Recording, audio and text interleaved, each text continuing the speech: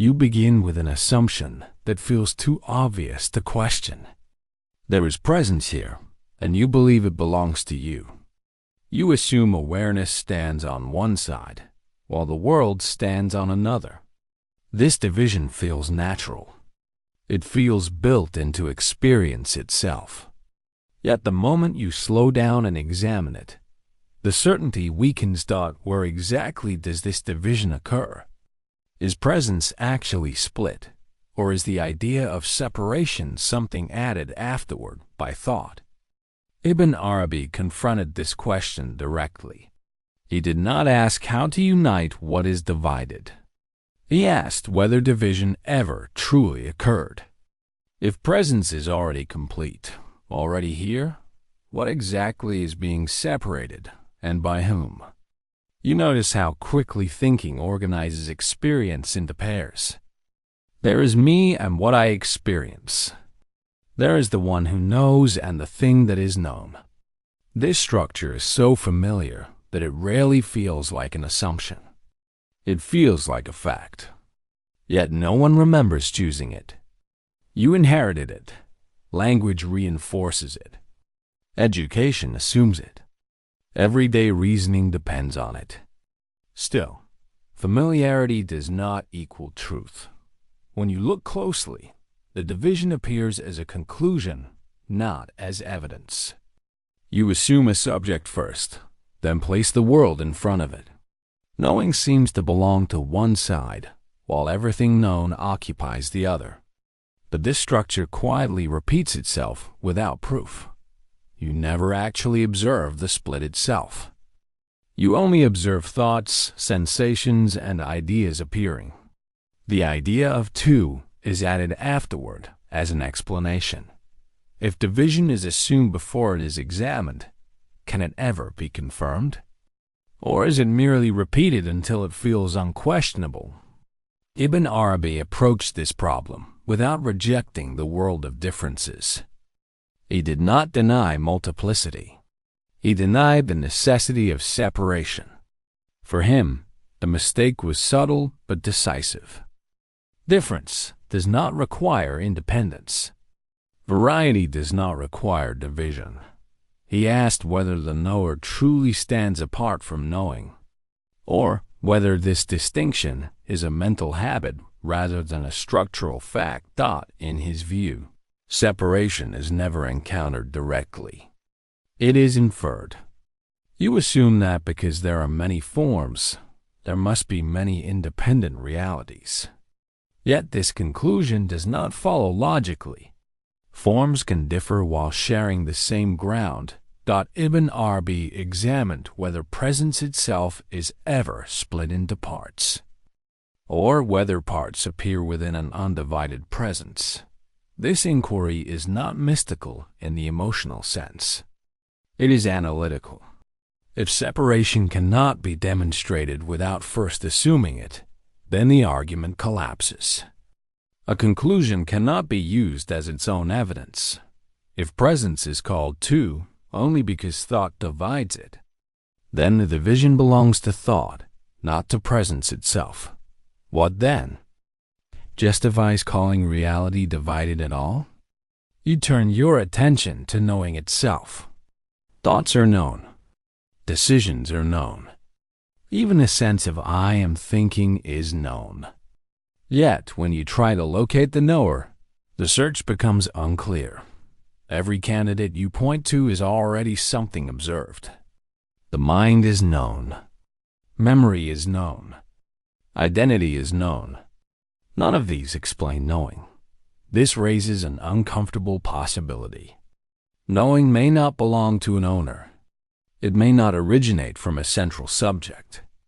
It may simply occur. Ibn Arabi pressed on this point relentlessly.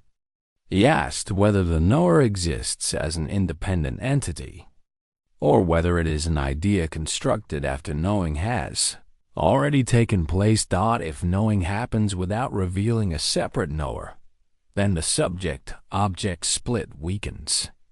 The observer is no longer standing on one side, watching from a distance. Knowing and what is known arise together within the same presence. If knowing does not point back to a personal center, where does duality remain? And if the knower cannot be found, what exactly has been claiming ownership of awareness? Relationship implies at least two terms. There must be one thing and another. Yet before any relationship is named, presence is already the case.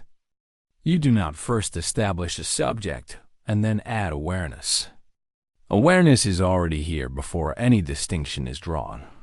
Ibn Arabi emphasized this priority. Presence is not the result of relation. Relation appears within presence. Subject and object are not foundations. They are outcomes. They are ways of organizing experience after it has already appeared. When you examine this carefully, the sequence becomes clear. Presence does not depend on thought, identity, or relation to exist. Thought, identity, and relation depend on presence to appear at all. This reverses the usual assumption. Instead of presence belonging to a subject, the subject appears as an idea within presence. If presence is prior to every relationship, then it cannot be divided by them. Division would have to occur after presence appears, not before. But how can something divide what it depends on to exist? If relation requires presence, and presence does not require relation, in what sense can presence ever be two? You begin to notice how the self is defined. It is not encountered as a fixed entity. It appears as a boundary. This side is me. That side is not me. Yet the boundary shifts. It changes with mood, role, memory, and belief. What felt personal yesterday may feel distant today. What felt external may suddenly feel intimate. Ibn Arabi treated the self as a functional concept, not an ultimate reality. It helps navigate the world, but it does not define existence itself. A boundary that moves cannot serve as a foundation. It does not truly separate two independent realities. It only organizes experience for practical purposes. When you look closely, the boundary does not divide presence. It divides ideas. Presence continues uninterrupted on both sides of the line. The self becomes a way of speaking, not a thing that exists on its own. If the boundary is conceptual, what does it truly separate? And if nothing fixed is being separated, what supports the claim that reality itself is divided? At this point, a misunderstanding often arises. Non-duality is mistaken for sameness. Ibn Arabi rejected this confusion. He did not claim that differences vanish. Forms continue. Distinctions remain. Relationships function. What disappears is the assumption that differences are independent from one another. Unity, in this sense, does not erase plurality. It explains it. Differences do not float on their own. They appear within presence and depend on it completely. A form does not exist by separating itself from presence. It exists by expressing it in a particular way. This understanding avoids extremes. It does not deny the world, and it does not absolutize it. It simply questions independence.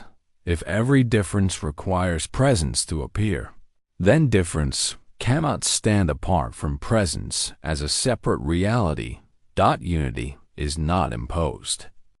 It is recognized as the condition that makes plurality possible. If differences cannot appear without presence, can they truly be said to divide it? You may notice an impulse to locate a presence somewhere specific. Perhaps in the body, perhaps in the mind, perhaps in awareness itself. Each attempt seems reasonable, yet each introduces a subtle error. The moment presence is located, it becomes an object among objects. Ibn Arabi warned against this habit.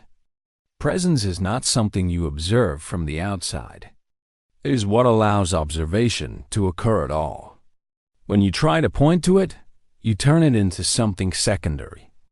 This quietly reintroduces duality. Presence becomes one thing, and everything else becomes another. But presence is not contained. It contains. It does not appear within experience. Experience appears within it. Locating it reduces it. Defining it limits it. If presence cannot be placed without being diminished, then the attempt to locate it creates the very division it claims to explain. If presence is what includes every appearance, where could it possibly be placed? You may expect that understanding non-duality requires effort, discipline, or transformation. Ibn Arabi resisted this assumption. He did not describe unity as a state to be reached. He described it as the way reality already is. Nothing needs to be unified. Nothing is missing. What changes is not presence, but the idea applied to it. Separation dissolves not through effort, but through clarity. You stop insisting on a division that was never demonstrated. This is why realization feels subtle rather than dramatic. Nothing new appears. Nothing old disappears. The structure of experience remains. What shifts is interpretation. You no longer assume an observer standing apart from what is observed. If non-duality were an achievement, it would add something to reality. Ibn Arabi argued the opposite. It removes an assumption. If nothing is gained and nothing is lost, what exactly changes when separation is seen through? When the assumption of two loosens, life does not stop. Action continues. Thought continues. The decision continues. What softens is tension. Experience no longer needs to be defended from itself. Ibn Arabi did not propose withdrawal or detachment from the world. He proposed clearer seeing within it. Responsibility remains. The relationship remains. The difference remains. What falls away is the sense of isolation created by imagined separation. Without the assumption of two, you are no longer standing against experience. You are not trapped inside awareness, nor are you confronting it from outside. Experience happens as it always has, but without the added burden of division. This shift is not mystical in the emotional sense. It is practical. It reduces conflict created by misunderstanding. If presence was never divided, how does action change when it is no longer performed from a sense of separation? You arrive not at a conclusion, but at a simplification. Presence is not something you own, and it is not something you face. It is what all distinctions appear within. Ibn Arabi's insight does not require belief. It requires examination. When division is no longer assumed, unity does not need to be declared. Presence does not become one. It was never two. The question that opened this inquiry quietly dissolves, not because it was answered, but because its assumption is no longer required. If presence was never divided, what remains unresolved?